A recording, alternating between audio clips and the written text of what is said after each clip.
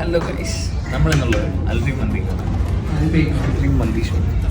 നമ്മളിന്ന് normal chicken മന്തി കഴിക്കാൻ വന്നിരിക്കുകയാണ്. അറസ്റ്റിൽ ഞാൻ ചെയ്തിട്ടുണ്ട്. From Dubai. ചെയ്തിട്ടുണ്ട്.